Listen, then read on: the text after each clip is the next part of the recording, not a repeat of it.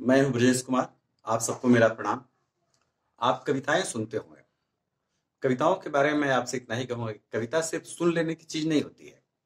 कविता में सुनते समय ध्यान ये देना चाहिए कि कविता संदेश क्या दे रही है।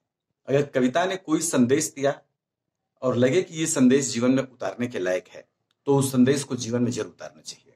आइए कविता के माध्यम से मैं आपसे कुछ बात करता हूँ, और कविता में आपको लगे कि कुछ संदेश इसमें है और ऐसा लगे कि ये संदेश जीवन में उतारने के लायक है, तो उसे आप जीवन में जरूर उतारिए। और कविता के माध्यम से आइए हम आपसे बात करते हैं कि आहट सुन करके दशरथ ने शब्द भेदी बाण चलाया था। पांडु ने भी शिकार करने के लिए बाण चलाया था। अहिल्या ने इंद्र के साथ जो कुछ किया उन्हें गौतम समझ करके किया। तो क्या ये मान लेना उचित है कि दशरथ, पांडु और अहिल्या ने गलती नहीं किया?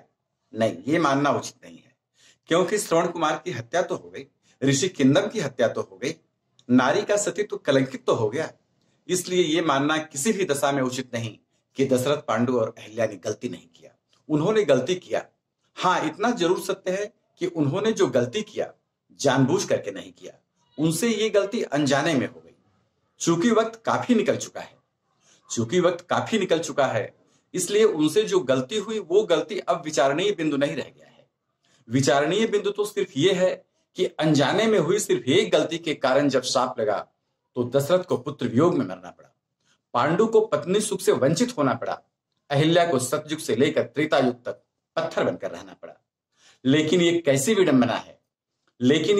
विडंबना है कि ये सब जानने के बाद भी आज का इंसान दिन भर गलतियां करता है, जानबूझकर गलतियां करता है। अरे इंसान एक बार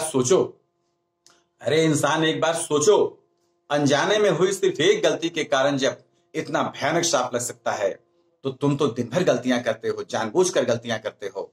जब तुम्हें शाप लगेगा तो तुम्हें तो कई बार पुत्र वियोग में मरना पड़ेगा, कई जन्मों तक पत्नी सुख से वंचित होना पड़ेगा, कई युगों तक पत्थर बनकर रहना पड़ेगा। इसलिए किसी के शाप से अगर बचना है तो जाने या अनजाने में कभी कोई गलती मत करो।